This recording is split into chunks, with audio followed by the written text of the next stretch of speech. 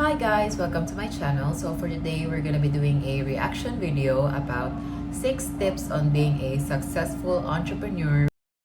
A Brazilian entrepreneur named Arnold Correa built a wonderful business that today is called Atmo Digital by disregarding those rules. He had already reinvented his business twice to become a major provider of event management and production services.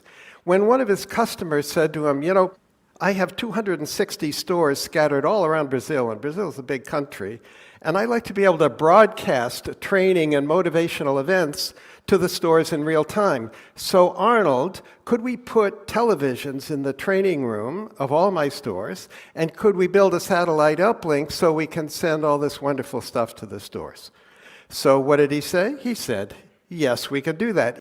The second one I want to tell you about, I call problem first, not product first logic. So in big companies today, it's all about the products. So when I'm in the US, my family and I have used Tide for many years to wash our clothes.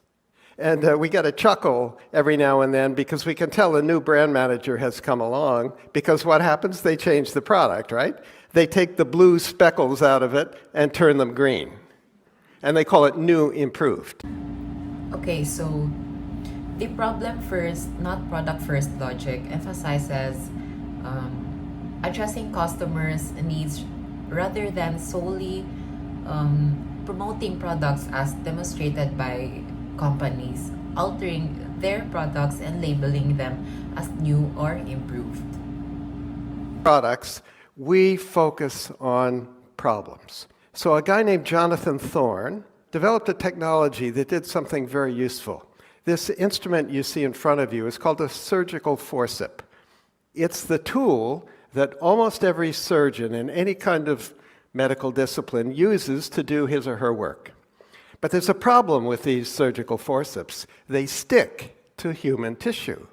So imagine you're having a facelift and the plastic surgeon is doing the final touches, but the tissue sticks to the forceps. Maybe it's not going to look quite as good as it was supposed to look. And maybe the plastic surgeon's going to get a little frustrated and it's going to take longer to do the work. An entrepreneur I'm going to tell you about focused on a problem, but thought very narrowly about a target market. But the big company wisdom doesn't want narrow target markets. It wants big target markets, right? Because you've got to move the needle. Why would a big company mess around with something small? So, think narrow, not broad highlights the contrast between focusing on a specific problem and forgetting a niche market versus the big company approach that seeks broader markets to make significant impacts. The next one, asking for the cash and riding the float. Big companies today are awash in cash. Even in these tricky times we're in today, there's cash all over the place, right? Merck, in 2018, spent all this money giving money back to shareholders through stock buybacks and dividends, and they could only find $10 billion worth of R&D to do with all that cash. So in today's financial landscape, big companies often prioritize returning cash to shareholders through stock buybacks and dividends over investing heavily in research and development.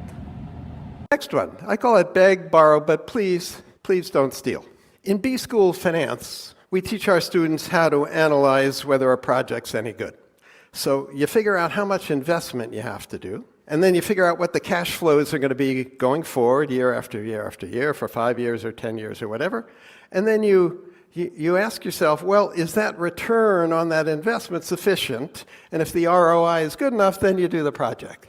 This talk highlights 6 counter-conventional mindsets that entrepreneurs often possess, which differ from best practices in big companies.